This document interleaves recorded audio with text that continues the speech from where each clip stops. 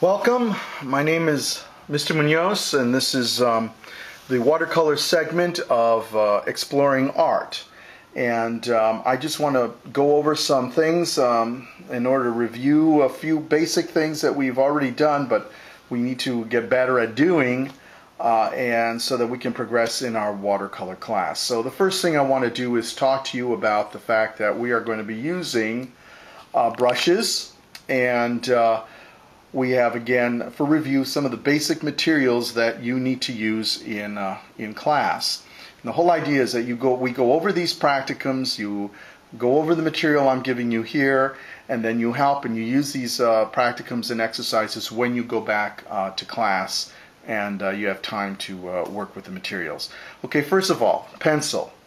We have a round brush, number 10 or number 8. This one is a number 10, and then this is our flat brush, 3/4 inch, 1 inch, and then this is another cute little one that I have that I kind of like. It's flat and that, and it works quite nicely. We'll show you that later. And then the rigger brush, which is also known as a liner brush. It's known as a rigger brush because on ships and that, when you paint all the rigging on a ship, you would use the rigger brush, okay? And then we have our paper, 140-pound paper. You can use 140-pound or you can use 300-pound, but we're going to use in class 140-pound. Is a little easier to work with. It doesn't take nearly as much water and paint, and as you get more experience you can go to 300-pound, okay? And then we have here our palette, and I only have one color because later on we go into color theory and that mixing colors. I'll do practicums on that, but right now we have here sepia, and that's the one color. Now over here we have our paper towel that we need, and then we have water here, and then we also have kind of like a sponge or chemise that we can also use. Okay, so I'm going to take these brushes away. Now this is going to be a little bit of a challenge for me because I am not only the instructor guiding you through the exercises, but I'm also the cameraman, the director, and the producer. And so I'm looking at my material halfway through the camera and half in the actual paper, which is certainly not the way one normally paints. Okay, I'm going to take these brushes then and put them back over here and need them right now. I'm going to take the pencil right over here, okay, and I'm going to draw a square here on the paper, okay, and right next to it I'm going to draw another one. And what we're going to do is we're going to do a wash.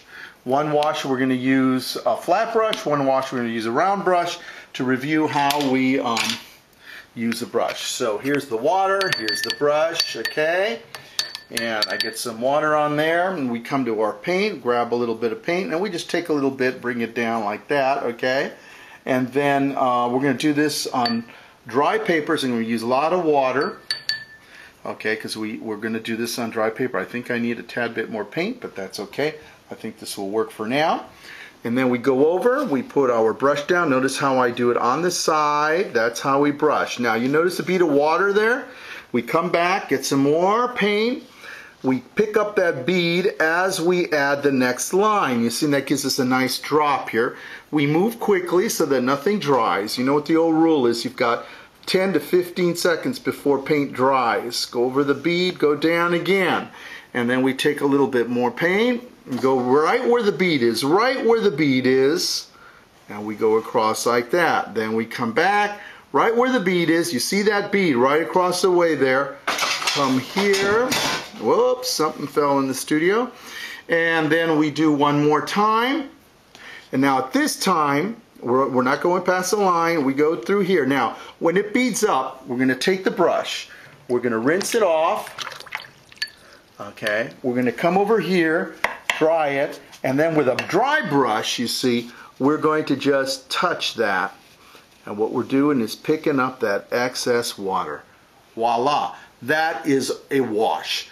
That is a normal wash, and it goes all the way down on the paper like that. Anytime you're placing paint on paper, you're doing a type of wash. And I'm going to show you that a little bit later, okay? Now, let's do the same thing over here, but this time we're not going to use that brush, we're going to use our round brush, okay? Now, we're going to soak it up, and I think we need just a little bit of paint, so I am going to open here a tube of my sepia. I'm going to put a little bit over here, just a little bit like that. That's all we need. Okay. Now we can take our brush, okay, go in here, pick some of that. I'm going to make this nice and dark. See, make it darker than the other one. We're just doing a straight wash, okay, just a straight wash. See how dark that is? That's pretty dark. Get a little bit of water in there, mix that up here, get that really soaked. And remember what I said, you don't use the tip of your brush, use the side of your brush when you're painting. And so we put it down like that, we spread those bristles, okay? I'm going to go over it here a little bit to make sure that we get that, okay? Then we go back in, we get some more, we do exactly what we did before with the flat brush. We catch those drip marks. I'm going over it a second time.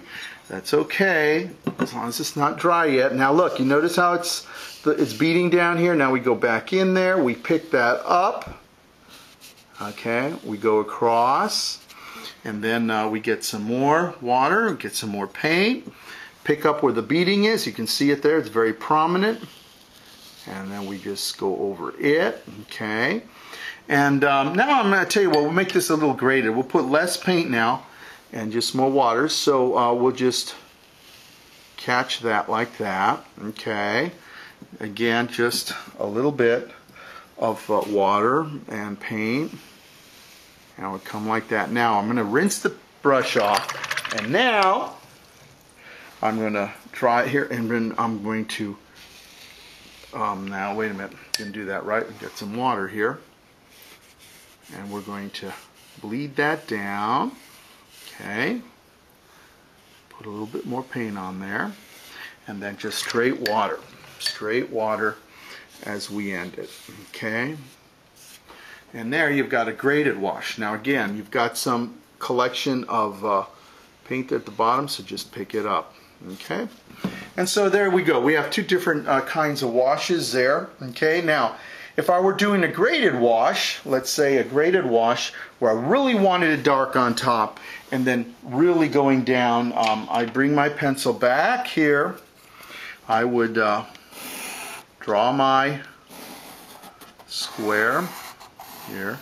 Notice I'm not using the whole paper. I'm not wasting the whole paper. These are all washes. They may be little ones, but they do the job. Now let's go in here, get some wet, get a lot of soak, a lot of color there. Okay. A lot of color, nice and dark. Now we're going to go over it here. This is with the round brush. Okay, look at that. Nice, what we call juicy paint. Look at that. Wow. Okay, now we're going to go in, get a little bit more paint. We're going to spread it down again. Great. Okay, now we're going to rinse the brush and not take quite as much paint. And we're going to go back up here. Okay. And then we're going to rinse a little bit more. Take a little less paint.